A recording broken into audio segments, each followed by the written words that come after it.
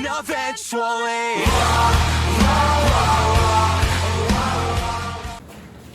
이 시간 하나님께서 우리에게 주신 말씀은 디모데후서 2장 16절부터 19절입니다. 자리에서 일어나 주시기 바랍니다. 박한솔 학생 성경 봉독해 주시겠습니다. 하나님께서 오늘 우리에게 주신 말씀은 디모데후서 2장부터 16절에서 19절까지 말씀입니다. 말씀을 봉독하였습니다. 망령되고 헛된 말을 보니라. 그들의 경건하지 아니함에 점점 나아가니 그들의 말은 악성 증명이 퍼져나온 것 같은데 그 중에 후메네오와 빌레도가 있느니라. 이에 관하여는 그들이 그릇되었도다. 부활은 이미 지나갔다 하므로 어떤 사람들의 믿음을 무너뜨리느니라. 그러나 하나님이 견고한 터를 줬으니 인심이 있어 일렀으되 주께서 자기 백성을 하신다 하며 또 주의 이름을 부르는 자마다 그에서 행할지어다 하였느니라.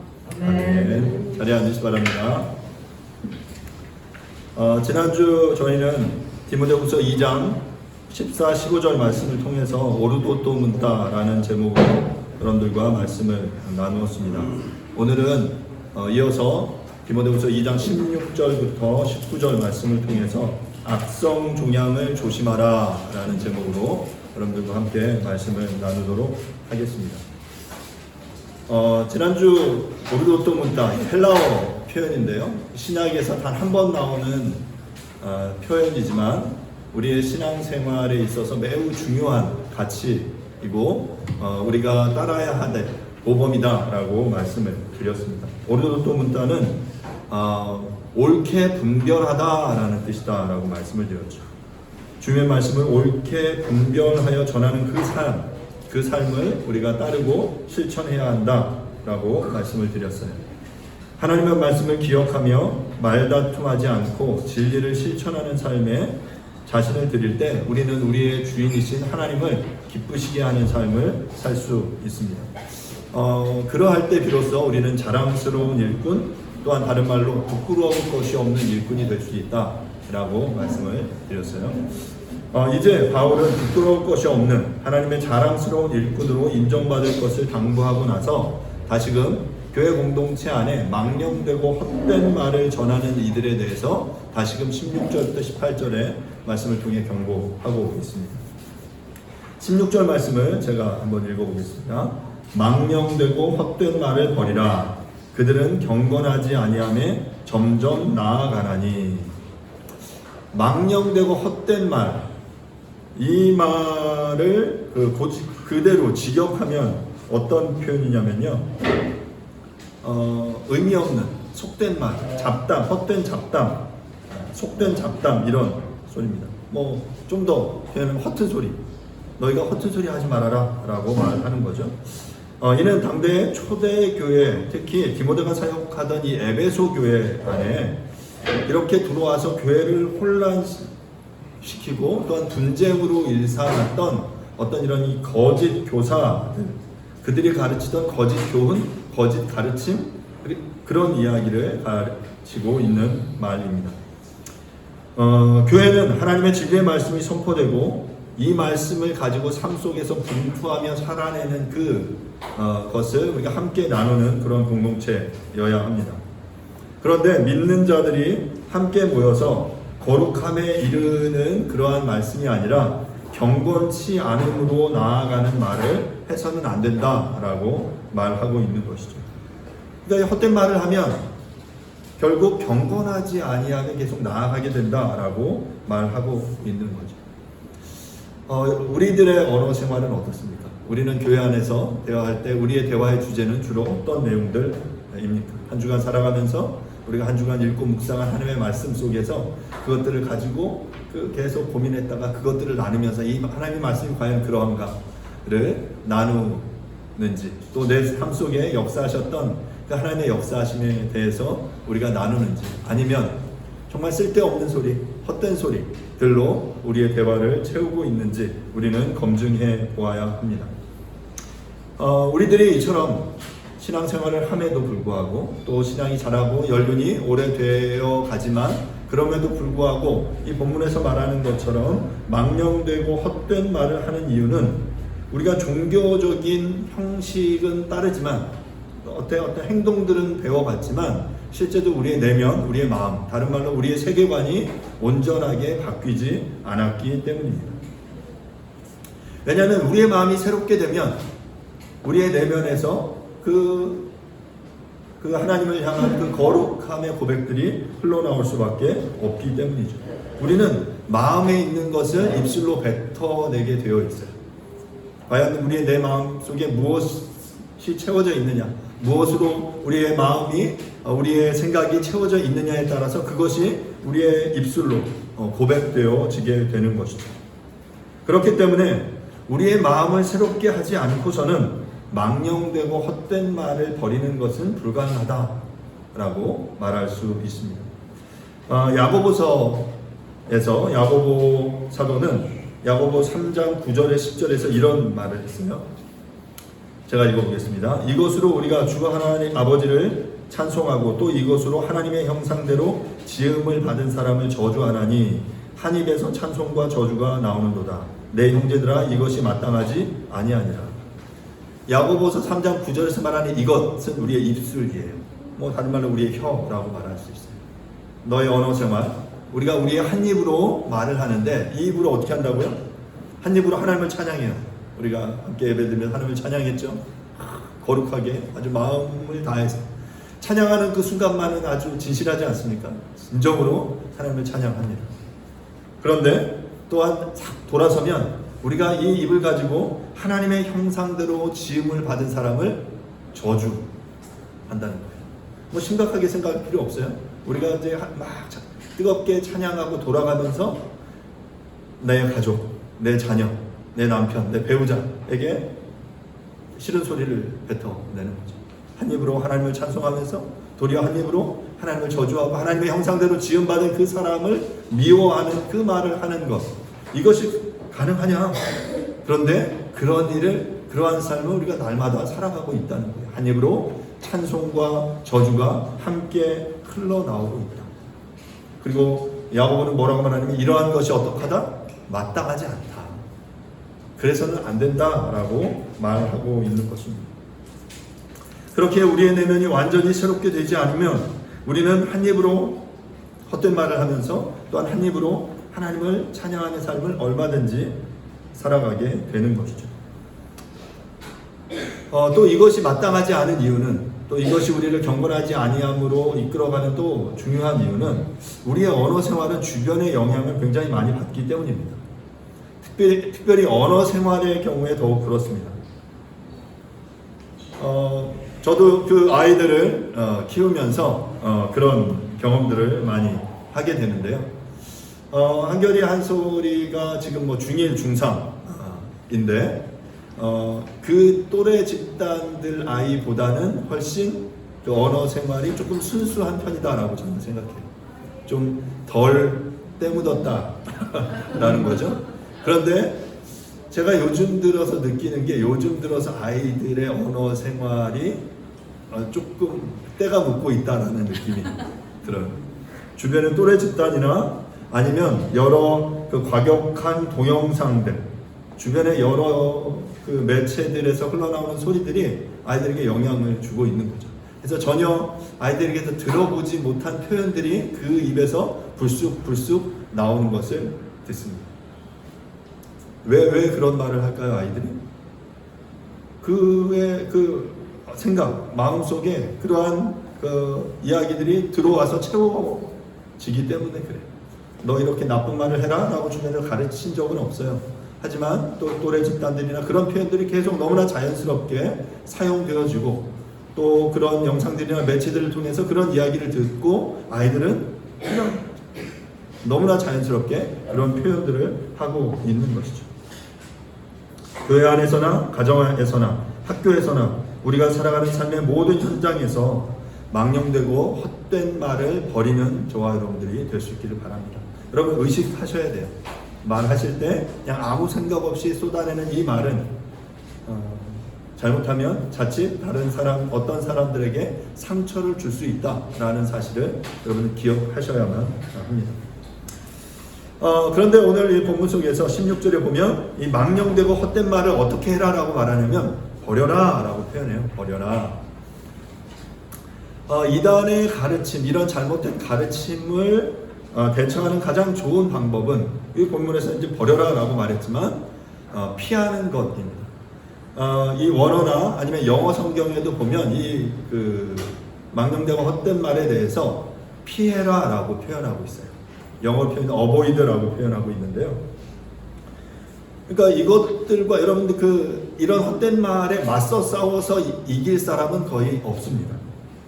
이단이나 거짓, 헛된 말, 응답해서 이런 것들에서 맞서 싸우는 것은 결코 좋은 방법이 아닙니다. 왜냐하면 이런 악한 헛된 말과 맞서 싸우면서 우리는 어떻게 되냐면 그 악한 영향에 노출되는 거예요. 예를 들면 요즘 뉴스에서 계속 이슈가 되는 후쿠시마 원전 사태에 대한 이슈가 나오는데 그 방사능이 나오는데 그 방사능과 내가 대적해서 싸우겠다 해서 싸워서 이길 수가 없어요. 그냥 그것에 노출돼서 우리가 그 방사능의 영향을 받게 되는 거죠. 헛된 말도 마찬가지입니다. 그렇기 때문에 그 헛된 말, 거짓 교훈에 대처하는 가장 좋은 방법은 그것들을 피하는 것이라고 말할 수 있습니다. 망령되고 헛된 말을 피하는 것은 비겁한 회피가 아니라 무익하고 소모적인 논쟁을 피하는 가장 현명하고 지혜로운 방법임을 여러분 기억하실 수 있기를 바랍니다. 그래서 어딘가에 그 망령되고 헛된 말들의 잔치에서는 가능하면 여러분 그 자리를 피하시는 게 좋습니다. 나는 믿음이 좋아서 나는 그 자리에 있어서 전혀 영향받지 않을 거야. 그리고 내가 더 선한 영향을 미쳐야지. 생각은 좋은데 그렇게 될 확률은 거의 없어요. 도리어 안 좋은 영향을 받을 확률이 더욱더 높기 때문이죠. 이어서 17절입니다. 17절 말씀 제가 읽겠습니다. 그들의 말은 악성 종양이 퍼져나감과 같은데 그 중에 후메네오와 빌레도가 있느니라. 바울은 그들, 즉 거짓 교사들이 쏟아내는 말이 마치 악성 종양이 퍼져나가는 것과 같다라고 말하고 있습니다. 여기 표현된 악성 종양이라고 번역된 헬라어 표현은 강브라이나라는 표현인데요. 고대 의학 서적이나 역사가인 플루타크의 저술 등에 자주 등장하는 표현이에요. 그런데 신약 성경에는 여기서 한 번 등장하고 있어요. 강브라이나라는 이 표현이. 그런데 이 표현은 갉아먹다라는 의미를 지닌 동사 그라오에서 파생된 표현인데 살을 갉아먹는 악성 종기를 의미합니다. 이것은 우리가 좀 더 쉽게 생각하면 살아있는 세포들의 지역적인 괴사를 의미하는 표현이기도 하고요. 그러니까 예를 들면 감염이나 어떤 세포에 피가 공급되지 않아서 살이 썩어가는 그런 것을 악성 종양이라고 표현하고, 또 하나는 우리가 아주 쉽게 알 수 있는 것 암덩어리를 이 악성 종양이라고 표현해요. 대부분의 영어 성경, 영어 표현을 보면 이 악성 종양을 갱그린이라는 영어 표현을 사용합니다. 그러니까 지금 이 헬라어 표현에서 영어 표현이 그대로 나온 거예요. 그런데 NLT라는 성경에서는 이 악성 종양을 캔서, 암으로 번역을 했어요. 그러니까 지금 바울이 말하는 게 뭡니까? 그들, 거짓 교사들이 전하는 망령되고 헛된 말, 그들의 말이 즉 우리의 신체 조직, 다른 말로 표현하면 우리의 우리의 영성 생활을 파괴하는 그런 악성 종양과 같다, 암덩어리와 같다. 그것들이 갑자기 폭발적으로 자라나서 조직을 손상시키고 죽음에 이르게 하는 그런 악성 종양이다라고 말하고 있는 것입니다. 건강을 중요하게 여기는 요즘 주변에 이런 이야기들을 많이 듣습니다. 최근에 제가 잘 알고 있는 한 교회 부목사의 이야기를 좀 들었어요. 청년부를 맡고 있는데 청년부 안에서 아주 열심히 자라나던 20대 초반의 한 자매가 갑자기 그 암 진단을 받은 거예요. 그런데 그 암이 너무나 빨리 급격하게 진행이 돼서 진단받은 지 3개월 만에, 3개월인가 4개월 만에 소천하고 말았습니다. 교회 전체가 그것으로 인해 굉장히 아파하면서 그 한 생명이 정말 하나님께로 가는 것을 지켜봤다라고 말해요. 젊기 때문에 어찌 보면 여러분 잘 아시는 대로 이제 아주 나이 드신 분이 암에 걸리면 이 진행 속도도 늦어요. 그렇죠? 하지만 이제 젊은이들이 암에 걸렸을 경우 그 성장, 암의 그 세포의 성장이 훨씬 더 빠르게 진행되기 때문에 훨씬 치명적인 상황에 이르게 되는 것들을 우리가 보게 됩니다. 암을 치료하기 위해서는 초기에 그 발병을 진단해야 하는데 암세포는 잠복기가 있기 때문에, 그리고 암세포 자체가 염증을 유발하지 않는 경우가 많기 때문에 자각 증상을 느끼기가 어렵다고 합니다. 그리고 시간이 지나서 자각 증상을 느끼면 그것으로 이제 굉장히 많이 이제 진행된 경우들이 많다라고 하죠. 하지만 다행히도 요즘은 정기 검진을 많이 하면서 이 조기에 암이 발견되어서 그 조기에 발견된 그 암이 이제 완치되는 확률들이 높다라고 해요. 너무 감사한 일이죠. 그래서 이제 예전에는 어찌 보면 그 암이 걸리면 암은 바로 이제 죽음, 사망과 이렇게 같이 여겨졌었습니다.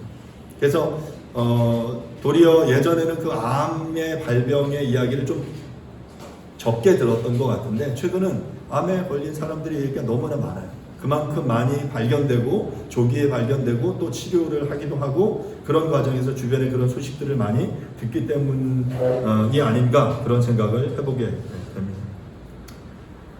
결국 이러한 암, 악성 종양이 가지고 있는 가장 심각한 특징은 신체 조건이나 암의 특징에 따라서 어떤 부위에서는 그 전이 속도가 굉장히 빠르다라는 것입니다. 손 쓸 새도 없이 암세포가 빠르게 번져 나가서 고귀한 생명을 잃게 되는 경우가 허다하다라는 거죠. 천하보다 귀한 생명이 그 미세한 암세포로 인해서 고통받으며 얼마 동안밖에 살지 못하는 경우도 우리 주변에서 종종 봅니다. 하지만 반대로 그것들을 조기에 발견하면 어떻게 되죠? 그것들을 제거해내는 거죠. 도려내고 제거하고 치료해내므로 도리어 건강한 삶을 살게 되는 경우도 우리가 보게 됩니다. 사랑하는 여러분, 혹시 우리의 삶 가운데 우리의 영적인 우리의 신앙생활 가운데 그런 악성 종양과 같은 것이 있지는 않습니까? 이렇게 파괴적이고 전염성이 강한 이런 거짓 교훈, 헛되고 망령된 이러한 말들이 우리 가운데 있지는 않습니까? 우리가 느끼지 못하는데 그들이 점점 우리의 그 영적인 삶을, 영적인 우리의 패턴, 우리의 그 신앙을 갉아먹으면서 그 전염시키고 주변에 악한 영향을 주는 그러한 어떤 삶의 패턴들이 우리 가운데 있지 않습니까? 사랑하는 여러분, 그것들을 조기에 발견해 내실 수 있기를 바랍니다. 무시하고 지나가지 마시고요. 그것들이 발견되었다면 어떻게 해야 됩니까? 도려내야죠. 치료해야죠. 우리가 뭐 화학요법을 하고 방사능 치료를 받고 그 두렵지만 그 자리 앞에 나아가서 고통을 겪으며 그 치료 과정을 견뎌내는 거예요. 저는 우리의 죄도 마찬가지라고 생각해요. 죄를 자각하고 그것들을 인정하는 건 너무나 고통스럽고 아프지만 우리가 그 하나님의 성령의 빛 앞에 나아가서 그 빛의 조명 앞에 우리의 죄를 드러내고 그래서 그 성령께서 그것들을 걷어가시는 그 과정을 통해 우리는 다시금 하나님 앞에 새롭게 되는 것들을 경험할 수 있게 될 것입니다. 이런 거짓 교훈, 망령되고 헛된 말은 악성 종양과 같아서 매우 빠르게 번지고 그 교훈의 창념에 있는 자들을 영적으로 죽게 만듭니다. 그렇기 때문에 이러한 헛된 말에 관심을 갖는 것은 결코 사소한 문제가 아닙니다. 거짓 교훈에 물드는 것은 쉽게 고칠 수 있는 질병에 걸리는 것이 아니라 어찌 보면 난치병에 걸리는 것과 같다라고 볼 수 있습니다. 사랑하는 여러분, 헛된 말, 거짓 교훈은 감기 정도가 아니라 악성 종양이라는 사실을 잊지 마시기 바랍니다. 성경은 이런 거짓 교훈이 가지고 있는 파괴적인 성질로 인해서 원수까지 사랑해라 라는 교훈을 하지만 동시에 거짓 교훈에 빠진 자들을 한두 번 훈계한 후에 그들을 멀리해라 라고도 교훈하고 있어요. 뭐 이후에 볼 텐데 우리가 디도서 3장에 보면 이런 표현들이 등장합니다. 우리가 이쯤에서 우리가 잊지 않아야 할 것은 곧 인간과 교회 공동체의 독한 창진, 이 악성 종양을 일으키는 바이러스가 오늘날에는 그 어느 때보다 다양해지고 강해졌으며 또한 더욱 파괴적이고 빠른 전염성을 가졌다라는 사실입니다. 우리가 지난 몇 년간 코로나라는 시대를 통과해 오면서 배운 하나의 교훈 중에 하나는 그 코로나 바이러스에 노출되지 않기 위해서 어떻게 해야 합니까? 마스크를 써야 됩니다. 사랑하는 여러분, 영적인 마스크를 쓰실 수 있기를 바랍니다. 그 거짓, 헛된 말, 악성 종양이 가득한 그 자리 가지 마시고요. 우리가 알잖아요. 어디에 가면 위험하다. 많은 사람이 밀집해 있는 곳도 위험하다. 안 가고 마스크 쓰고 손발 씻고 열심히 했더니 감기도 줄고 코로나도 우리가 급격하게 줄어드는 것을 보았잖아요. 영적인 삶도 마찬가지인 거예요. 뻔히 우리는 알고 있어요. 어떤 자리에 가면 이것들이 그 악한 말, 헛된 말, 거짓 교훈들이 있는지 알아요. 알면서 가서 그것을 내가 그것 대적해서 싸운다, 변화시킨다 쉽지 않습니다. 피해라 라고 지금 바울은 디모데에게 말하고 있죠. 코로나 시대의 교훈이 우리의 영적인 삶 가운데도 동일하게 적용된다라는 사실을 여러분 기억하시고 영적인 마스크를 착용하여 이 거짓 교훈으로부터 우리 모두를 지켜낼 수 있기를 바랍니다. 바울은 교회 내의 악성 종양을 일으킨 인물들로 후메네오와 빌레도를 지목하는데요. 후메네오는 디모데전서 1장 20절에 언급된 인물인데 알렉산더와 더불어 양심을 버려 그 믿음에 파선하여 사탄에게 이미 내어준 바 된 인물. 그래서 이미 그는 교회로부터 출교를 당한 사람이고요. 빌레도는 여기에 한 번 언급된 사람인데 이들은 그러니까 후메네오와 빌레도는 에베소 교회를 무너뜨리기 위해 매우 강력하게 악행을 일삼았던 것으로 보여요. 지속적으로 헛된 말, 악한 말, 망령된 말, 거짓 교훈을 전함으로 교회를 무너뜨리려고 했던 그들. 악성 종양과도 같은 악성 종양을 퍼뜨리는 것으로 지목된 이 두 명의 사람의 이름이 언급되어 있는 것이죠. 사랑하는 여러분, 우리의 이름이 이렇게 사용되지 않았으면 좋겠어요. 우리의 이름이 악성 종양과 같은 누구누구, 후메네오와 빌레도 같은 인물들의 이름으로 언급되지 않기를 바랍니다. 반대로 그 하나님의 생명책에 그 하나님의 거룩한 역사에 동참했던 그 인물들의 이야기, 우리가 지난 금요일날 성경 읽기 하면서 역대하 메시지를 통해 하나님의 거룩한 그 제단을 지키고 하나님을 찬양하고 하나님의 전을 보존하는 역할들에 동참했던 수많은 사람들의 이름의 이야기, 우리가 그 이름을 보면서 그 이름이 굉장히 우리에게는 별로 낯익지 않고 낯설고 읽으면서 되게 재미없는 이름이었지만 그 이름의 당사자들 아니면 그 이름의 내 아버지 또 할아버지 우리의 몇 대조의 조상이 이 하나님의 이 놀라운 일에 동참했어 라고 말할 때 우리는 그 명단을 읽으면서 굉장히 기뻐했겠죠. 이렇게 후메네오와 빌레도와 같이 닮아서는 안 되는 이런 반면교사로서 우리의 이름이 언급되지 않고 정말 이 사람처럼 하나님을 온전히 붙쫓았더라, 하나님의 말씀을 온전히 따랐더라, 하나님의 바른 교훈을 위해 삶을 드렸더라 라고 인정받는 저와 여러분들이 될 수 있기를 간절히 바랍니다. 이제 18절 말씀을 제가 읽겠습니다. 진리에 관하여는 그들이 그릇되었도다. 부활이 이미 지나갔다 하므로 어떤 사람들의 믿음을 무너뜨리느니라. 그러니까 지금 16, 17, 18절이 쭉 같은 이야기를 하고 있는 거죠. 망령되고 헛된 말을 했고요. 그들의 말은 악성 종양처럼 퍼져갔고 또한 18절에서는 그들의 말을 이단 사설의 핵심이 무엇이냐면 그들의 거짓 가르침의 핵심이 뭐냐면 부활이 이미 지나갔다 라고 말하는 그들의 가르침이었다라는 거예요. 사랑하는 여러분, 제가 거듭 강조하지만 기독교의 핵심 가르침은 예수의 십자가의 죽음과 부활입니다. 예수의 죽음과 부활이에요. 그런데 지금 여기서 뭐라고 하니? 부활이 없다. 아니, 부활이 이미 지나갔다. 예수 그리스도 그 주님께서 부활하신 거 오케이 인정. 하지만 그 부활은 끝났어. 예수의 그 부활로 끝났다라고 말하는 이런 가르침이 이 초대 교회 안에 성도들에게 통용되었다라는 것이죠. 이미 그리스도께서 죽음을 이기시고 부활하셨다는 사실 굉장히 중요하고요. 또 중요한 이 부활의 또 메시지는 하나님을 사랑하며 그 주님을 우리의 삶의 주인으로 인정하며 살아가는 우리들 성도들도 마지막 때에 그리스도와 함께 부활하게 될 거다.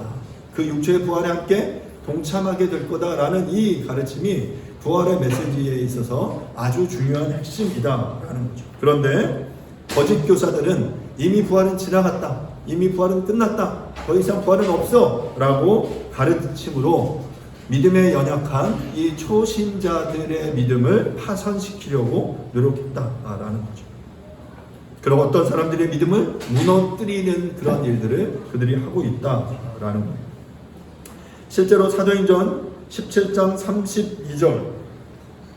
32절과 고린도전서 15장 12절을 보면 이런 유사한 주장들이 이미 언급되어 있는데요.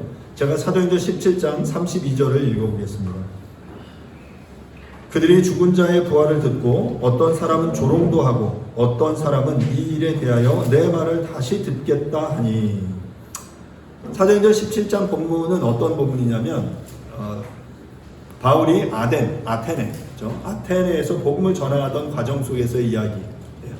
아테네는 어떤 도시였냐면 여러분 그리스 아테네 아시잖아요. 신들의 도시 아닙니까? 뭐 고대 올림픽의 발생지이기도 하고 수많은 신들, 그리스 로마 신화의 어떤 중심지이기도 한 그곳은 너무나 많은 신들이 그 땅 가운데 있었고 사람들이 그 신을 섬겼어요. 심지어 어떤 정도로 신을 섬겼냐면 제단을 쌓고 신을 향해 예배드리는데 그 밑에 뭐라고 써있냐면 보통은 이렇게 써있죠. 뭐 제우스, 아르테미스, 또 무슨 포세이돈 뭐 이런 신들이 써있을 텐데 거기에 뭐라고 써있냐면 그 제단 밑에 알지 못하는 신에게. 그러니까 어떤 신인지도 모르지만 알지 못하는 unknown God, 알지 못하는 신에게 아덴의 사람들은 예배하고 있었어요. 제단을 쌓고 제물을 드리면서 알지 못하는 그 신이 나를 보호해 달라고 그렇게 제단을 쌓고 기도하고 있었어요. 그래서 바울이 그걸 보고 마음이 너무 아팠어요. 그래서 바울이 어떻게 합니까? 아덴 사람들을 모아놓고 너희들이 알지 못하는 신, 너희들이 예배하는 그 알지 못하는 신이 누구인지 알게 해주겠다 라고 말하면서 그 알지 못하는 신이 바로 하나님이다 라고 설명한 거예요. 이건 굉장히 선교에 있어서 굉장히 중요한 패러다임, 굉장히 중요한 방식인데 이걸 선교용어로 뭐라고 하냐면 상징 바꾸기라고 해요. 상징 바꾸기. 그러니까 그들이 unknown God이라고 말하던 그 상징을 너희들은 몰랐지? 이 상징이, 그런데 이 상징은 하나님이야 라고 이 상징을 바꿈으로 이 하나님께 집중하고 하나님을 예배하도록 하는 방식의 선교가 아덴에서 이루어지고 있었어요. 그렇게 알지 못하던 신을 예배하던 그들을 향해 너희들이 알지 못하던 그 신이 바로 하나님이고 그 하나님이 천지 주제의 모든 것을 창조하신 창조주다. 그리고 그분의 아들을 통해 이제 부활이 있게 될 거야 라는 이야기를 한 거죠. 그래서 사람들이 놀랐어요. 와, 너무나 지금까지 자신들이 들어보던 신들과는 너무나 다른 세계관의 메시지를 듣고 사람들은 이렇게 반응이 쭉 갈라졌어요. 어떻게 말합니까? 32절에 보면 어떤 사람들은 조롱하고 어떤 사람들은 이 일에 대해서 내가 다시 듣겠다, 더 듣고 싶다 하면서 관심을 보였다라는 거죠. 그러니까 그 당시에 이 부활의 메시지는 이 수많은 사람들에게 너무나도 아주 새로운 혁명적인 듣도 보도 못한 그런 메시지였던 거예요. 마찬가지로 고린도전서 15장 12절은 이렇게 말합니다. 그리스도께서 죽은 자 가운데서 다시 살아나셨다 전파되었거늘 너희 중에서 어떤 사람은 어찌하여 죽은 자 가운데서 부활이 없다 하느냐. 고린도전서 15장은 부활장입니다. 부활은 너무나도 아주 혁명적인 획기적인 가르침입니다. 죽은 자의 부활에 대한 이 가르침은 앞서 말한 것처럼 어떤 이들에게는 조롱을, 어떤 이들에게는 관심을 가지기에 충분했던 그런 메시지였어요. 죽은 자의 부활을 전파했는데 어떤 이들은 그 부활이 없다라고 말하는 이들이 그 초대교회 안에서도 이제 생기게 된 거죠. 지금 우리가 함께 본 이 거짓 교훈을 가르치던 이들의 거짓 교훈의 핵심 메시지가 바로 부활이 없다라고 말하는 메시지였다라는 거예요.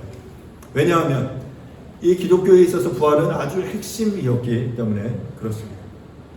부활이 없이는 우리의 신앙은 마치 사상누가인 거예요. 부활이 이미 지나갔다고 주장하는 이들은 종말의 날 일어나는 몸의 부활을 믿지 않는 자들입니다.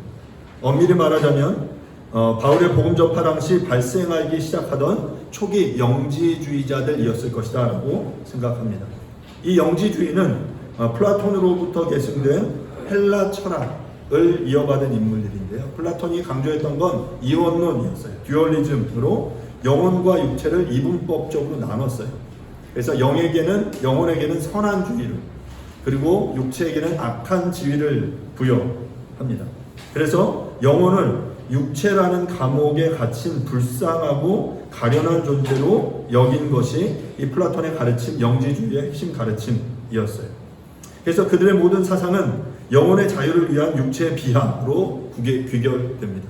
그래서 영지주의자들은 극단적인 이원론자로 육체를 아주 심하게 여기면서 과도한 금욕주의로 빠지거나, 아니면 반대로 육체에 대한 과도한 방종으로 나아가는 이 삶을 살도록 그들에게 가르쳤죠.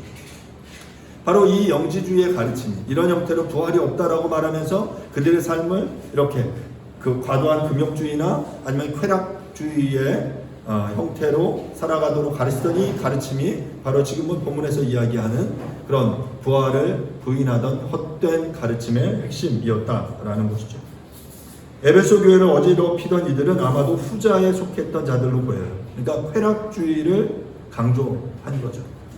그러니까 부활이 없다, 근데 육체는 약한 거야 라고 여기면서 너가 이 땅에서 그 육체를 마음껏 그냥 마음대로 쓰는 게 나중에 다 죽으면 끝이야, 그냥 젊을 때 즐겨 라고 말하는 것이 그들의 가르침이었다라는 거예요. 그 가르침이 16절은 오늘 본문 16절은 경건치 않음으로 점점 나아가게 했고요, 또한 악성 종양에 비유되고 있는 것입니다. 그들의 주장대로라면 이미 부활은 지나가 버렸고 미래의 몸의 부활에 대한 소망이 의미 없는 것이기 때문에 죄에 대해서는 더 이상 신경 쓸 필요가 없게 되는 것입니다. 왜냐하면 몸의 부활이 없으므로 이 생에서 지은 죄에 대한 심판이 있을 리가 없기 때문입니다. 하지만 여러분, 이들의 사상은 그릇되었습니다. 왜냐하면 부활은 실제이기 때문입니다. 이처럼 부활이 이미 지나갔다라는 잘못된 가르침은 사람들의 온전한 믿음을 무너뜨립니다. 오늘 본문 18절에 그렇게 말하죠. 믿음을 무너뜨려요. 우리의 몸의 부활에 대한 부정은 우리의 신앙의 근간을 뒤흔드는 악성 종양과도 같습니다.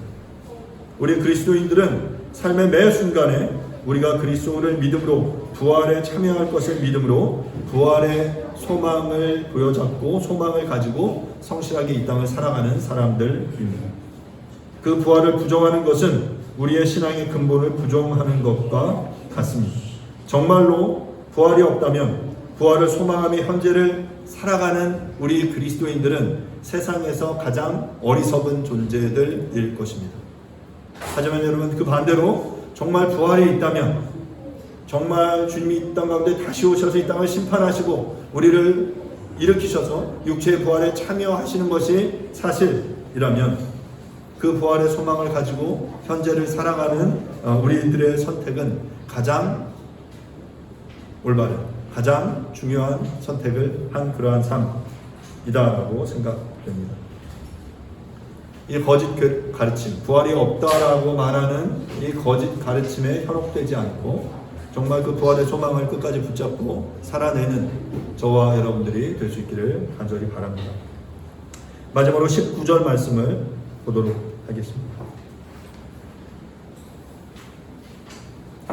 19절입니다. 그러나 하나님의 견고한 터는 섰으니 인침이 있어 일러주되 주께서 자기 백성을 아신다 하며 또 주의 이름을 부르는 자마다 불의에서 떠날지어다 하였느니라. 앞선 18절에서 바울은 디모데에게 진리로부터 멀어진 이단자들이 부활이 이미 지나갔다라는 거짓 가르침을 가르쳐 어떤 성도들을 믿음에서 파손시키는, 믿음에서 무너뜨리는 그러한 상황들이 있음을 경고했어요. 바울은 이렇게 이단의 공격에 대해 염려하고 경계했지만 그럼에도 불구하고 19절 말씀을 통해서 결코 흔들리지 않을 교회의 견고함과 거룩함에 대해서 분명하게 말하고 있습니다. 그 분명함은 이 19절에 그러나라는 표현으로 우리가 알 수 있는데요. 보통 그러나라는 이 헬라어 표현은 데라는 그 표현을 쓰는데 여기 표현에서는 그러나라는 단어가 멘토이라는 굉장히 특별한 표현을 사용하고 있어요. 이것은 다른 그러나로 표현된 다른 그 대라는 표현보다 굉장히 강력한 의미를 나타내는 표현으로 결코 이단들이 교회를 무너뜨리지 못함을 나타내고 있습니다. 바울은 이처럼 진리를 무너뜨리려는, 구체적으로 부활이 없다라고 말하는 이단의 공격이 거세지만 그럼에도 불구하고 19절 뭐라고 말합니까? 그러나 하나님의 터는 견고하다, 견고히 섰다라고 말하고 있는 것입니다. 사랑하는 여러분, 하나님의 견고한 터가 뭡니까? 하나님의 흔들리지 않는 터가 뭐예요? 성경 말씀을 통해 시작을 보면 그 견고한 터는 모퉁이 돌 대신 예수 그리스도 자신이에요. 예수 그리스도는 견고하다. 또는 이 견고한 터는 다름 아니라 그 견고한 터 위에 예수 그리스도 위에 세워진 하나님의 몸된, 주님의 몸된 교회를 의미해요. 그 교회는 이 거짓 가르침에도 불구하고 이 수많은 이 거짓 가르침으로 이 교회를 쓰러뜨리는 수많은 시도 속에서 그럼에도 불구하고 흔들리지 않는다, 견고하다라고 말하고 있는 것입니다. 바울은처럼 현재의 상황, 1세기 초대교회 에베소 교회 안에 수많은 그 이단의 공격 속에 교회가 서 있지만 그럼에도 불구하고 결코 흔들리지 않을 교회의 견고함과 거룩함에 대해서 그러나 라고 아주 강조하면서 이야기하고 있는 것입니다. 바울은 이 견고한 터인 교회가 섰다라고 말하는데요. 이 섰다라는 표현은 에스테켄이라는 표현인데 교회가 과거로부터 지금까지 어떠한 시련 가운데서 흔들리지 않고 굳건하게 계속 버티고 서 있는 것을 의미하는 표현이에요. 과거로부터 계속해서 견고하게 서 있는 그 표현을 의미합니다. 여러분, 교회는 그냥 이 어떤 공간이 아니에요. 어떤 그 장소로서의 교회, 물론 교회의 하나의 용도로서 중요한 부분이지만 그것이 교회의 다가 아닙니다. 교회는 하나님의 완전한 통치, 하나님의 소유와 보호 아래에 있는 것이며 교회에 들어오는 자들은 바로 그 든든한 하나님의 울타리 안으로 들어가는 것입니다. 성도들의 모임, 우리가 바로 교회인 거죠. 우리는 바로 움직이는 교회들이에요. 우리가 이곳에 있으면 이곳이 더 기쁜 교회인 거고요. 우리가 다른 자리에서 모이면 우리가 모인 그곳이 바로 하나님의 교회, 더 기쁜 교회가 되는 것입니다. 오늘 본문에서 교회에 들어간다 라는 것이 일주일에 한 번 예배에 참석하는 것을 의미하지는 않습니다. 교회로 들어간다는 것은 그리스도에 대하다 라고 말했는데 이는 거짓 교사들의 이단 사설과 거짓 가르침의 공격에도 불구하고 하나님의 견고한 터인 교회는 결코 무너지지 않을 것이다 라는 것을 말하고 있는 것입니다. 19절 오늘 본문 속에 보면 하나님의 견고한 터가 온전히 서 있고 인침이 있다라고 말하고 있는데요. 그러니까 한글 성경에는 하나님의 견고한 터와 인침 사이의 관계가 이렇게 선명하게 보이지 않아요. 그런데 이 하나님의 견고한 터인 교회에는 무슨 말이냐면 인침, 하나님의 사인, 도장이 찍혀 있다라는 그런 의미예요. 예전에 뭐 요즘도 마찬가지지만 여러분 그 학교 건물이나 이런 데 가면 그 건물 밑에 이렇게 사인이 있어요. 몇 날, 몇 월, 며칠 세워진, 누가 그 초석을 세우고 이런 표현들이 쓰여 있죠. 고대 건물에는 그 목적을 새겨놓은 표시가 있었는데 바로 그것이 건물 밑에 쓰여져 있는 거예요. 인침이라고 번역된 스크라기다라는 표현은 확증하다라는 의미의 표현인데요. 하나님께서 교회에 자신의 도장을 찍어서 자신의 소유로 확증하셨다라는 것입니다. 말하자면 하나님의 견고한 터인 교회에 하나님께서 도장을 꽝 찍으신 거예요. 인치셔서 견고한 터인 그 교회에 하나님이 인치셔서 너는 내 거야. 이 교회는 하나님의 통치와 하나님의 다스림 속에 보호를 받고 있어 라고 말하는 것이죠. 6월절에 인방과 문설주에 양이나 염소의 피가 발라져 있으면 죽음의 신이 넘어갔습니다.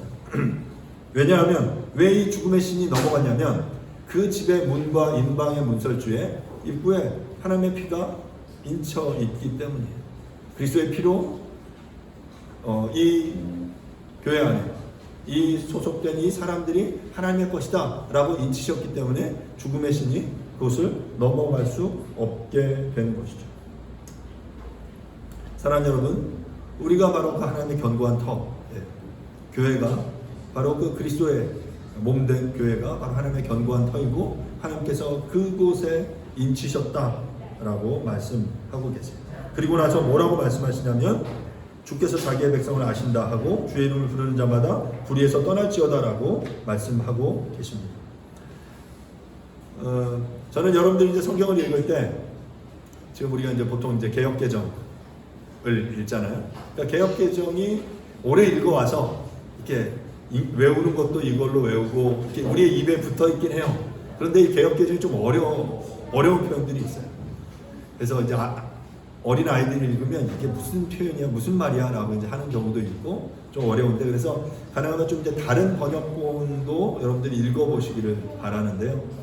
추천하는 번역본은 새 번역을 여러분들이 좀 읽어보시기를 추천하는데요. 디모데후서 2장 19절 본문을 제가 새 번역으로 다시 한번 읽어보겠습니다. 그러나 하나님의 기초는 이미 튼튼히 서 있고 거기에는 주께서 자기에게 속한 사람을 아신다라는 말씀과 주님의 이름을 부르는 사람은 다 불의에서 떠나라는 말씀이 새겨져 있습니다. 그러니까 그 하나님의 교회에 지금 그 견고히 서 있는 그 교회에, 튼튼히 서 있는 이 교회에 하나님이 이렇게 교회 그 인칭 표만에 두 가지의 구절을 써 놓으셨다는 거예요. 뭐라고 써 놓으셨어요? 주께서 자기에게 속한 사람, 내 사람을 내가 안다 라고 쓰셨고요. 또 하나는 주님의 이름을 부르는 사람은 다 불의에서 떠나라 라고 이 교회에 이렇게 써 놓으셨다라는 것입니다. 하나님의 견고한 터인 이 교회에 그곳이 하나님의 절대적인 소유임을 확증하는 이 메시지가 교회 안에 분명히 쓰여져 있다라는 것이죠. 주께서 자기 백성을 아신다라는 표현은 민수기 16장 5절의 인용인데요. 고라와 그의 모든 무리에게 이르되 아침에 여호와께서 자기에게 속한 자가 누구인지 거룩한 자가 누구인지 보이시고 그 사람을 자기에게 가까이 나오게 하시되 곧 그가 택하신 자를 자기에게 가까이 나오게 하시리니. 그러니까 지금 고라가 하나님께 반역했는데 그때 하나님께서 이 고라에게 동조한다, 하나님께 반역한 이들과 그렇지 않은 이들을 아신다는 거예요. 자기 백성을 아신다. 왜 이런 표현을 썼냐면 앞에 후메네오와 빌레도가 있었고 그들이 악성 종양과 같은 이 거짓 교훈을 가르쳤고 그것에 동조한 이들이 그 시대도 있었겠죠. 그런데 하나님께서 내가 너를 안다 라고 말씀하고 계시는 거예요. 이 안다라는 표현은 기노스코, 히브리어 야다와 같은 표현인데요. 그냥 아는 것이 아니라 이 굉장히 친밀한 관계 속에서의 그 인격적인 알을 의미하는 그 표현이 내가 내 백성을 안다. 마치 남자와 여자가 성적인 관계를 맺고 그 사람에 대해서 야다라고 말할 때 내가 그 사람을 안다 라는 그런 표현인데 바로 하나님께서 그런 표현을 쓰시는 거예요. 내가 내 백성을 안다. 하나님께서 친밀한 관계에서 인격적으로 아시는 당신의 백성을 지키고 보호하신다라는 표현이 이 표현 안에 있는 거죠. 둘째로 주의 이름을 부르는 자마다 불의에서 떠날지어다 라는 표현이 하나님의 견고한 터인 교회에 새겨져 있는데 이것 또한 민수기서 16장 26절에 나오는 표현인데요. 모세가 회중에게 말하여 이르되 이 악인들의 장막에서 떠나고 그들의 물건을 아무것도 만지지 말라. 그들의 모든 죄 중에서 너희도 멸망할까 두려워하라 하며, 또 이사야서 52장 11절을 보면 너희는 떠날지어다 떠날지어다 거기서 나오고 부정한 것을 만지지 말지어다 그 가운데서 나올지어다 여호와의 기구를 매는 자들이여 스스로 정결하게 할지어다. 그러니까 주의 이름을 부르는 것은 초대교회의 관례를 따르는 신앙 고백입니다.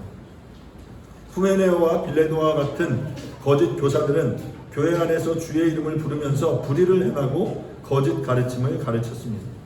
바울은 이것을 염두에 두면서 불의에서 떠나라고 명하고 있는 것입니다. 그러니까 주의 이름을 부르면서 주여 주여 하는데 그러면서 불의를 행하고 있는 교회 안의 모습들, 그러면서 불의에서 떠나라 하고 경고하는 거예요. 왜냐하면 그 하나님의 거룩이 정말 그 교회 안에서 역사한다면 불의를 행하며 주의 이름을 부르며 불의를 행하는 그것에 대해서 하나님이 반드시 심판하실 것이기 때문입니다. 말씀을 마무리하겠습니다. 사랑하는 여러분, 교회는 하나님의 견고한 터입니다. 망령되고 헛된 말과 거짓 교훈을 통해서 교회를 혼란케 하고 무너뜨리려는 시도는 계속되고 있습니다. 지금도 마찬가지죠. 또한 헛된 말은, 이 거짓 교훈은 악성 종양과 같아서 그리스도의 몸된 교회에 침투하여 그 악한 영향력을 확장시키려고 계속해서 시도하고 노력할 것입니다. 하지만 여러분 기억하십시오. 그럼에도 불구하고 그 가라지와 같은 세력들이 계속해서 확장될 것이지만 여전히 하나님께서는 당신의 일을 이루시고 하나님의 견고한 터인 그 교회는 든든히 서 있다라고 말합니다. 왜냐하면 주께서 당신의 백성을 아시기 때문이죠. 왜냐하면 그 가라지와 알곡이 함께 자라가는 이 현장 속에서도 하나님께서는 내 백성을 아시고 너는 내 거야 라고 말씀하시기 때문입니다. 악성 종양이 틈타지 못하도록 건강하게 자신을 지키실 수 있기를 간절히 바랍니다. 또한 온전히 주의 이름을 부름으로 악한 길에서 떠나 주님의 길을 따르는 저와 여러분들이 될 수 있기를 간절히 바랍니다. 이 시간 함께 잠시 말씀을 생각하시면서 기도하겠습니다. 하나님, 이런 거짓 교훈들, 망령되고 헛된 말들, 이러한 것들이 악성 종양과 같이 우리를 통해서 우리를 무너뜨리려고 시도합니다. 주님, 잘 분별할 수 있게 도와주시고 이 거짓 교훈들을 피할 수 있게 해주셔서 우리가 도리어 그러한 상황 속에서도 견고한 터인 이 진리의 터 위에 세워진 교회로서 이 일들을, 이 하나님의 놀라운 역사들을 잘 감당할 수 있게 도와주십시오라고 이 시간 함께 말씀을 생각하시면서 조용하게 한번 기도하도록 하겠습니다. 기도하겠습니다. 하나님 아버지, 은혜를 구합니다.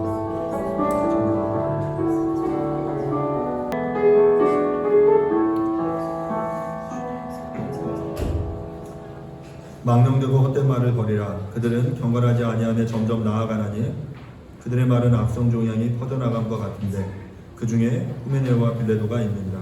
진리에 관하여는 그들이 그릇되었도다. 구원이 이미 지나갔다 하므로 어떤 사람들의 믿음을 무너뜨리느니라. 그러나 하나님의 견고한 터는 섰으니 인침이 있어 이로소되 주께서 자기의 백성을 아신다 하며 또 주의 이름을 부르는 자마다 불의에서 떠날지어다 하였느니라.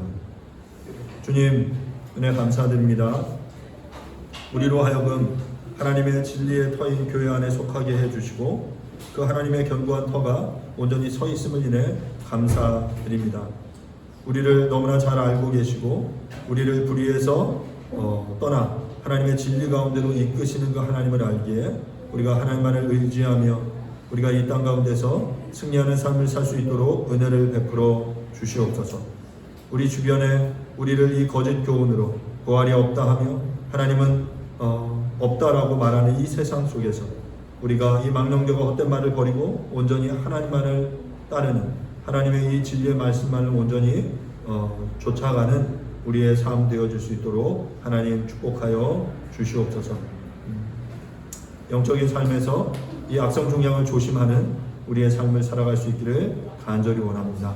주님, 은혜를 구합니다. 예수님의 이름으로 기도합니다. 아멘. 교리문답 26번 문항입니다. 그리스도의 죽음은 또 무엇을 구속합니까? 그리스도의 죽음으로 타락한 창조 세계의 모든 영역이 회복되고 새로워지기 시작합니다. 그분은 자신의 영광과 창조 세계의 선함을 위해 만물을 능력으로 다스리십니다. 아멘. Happen eventually.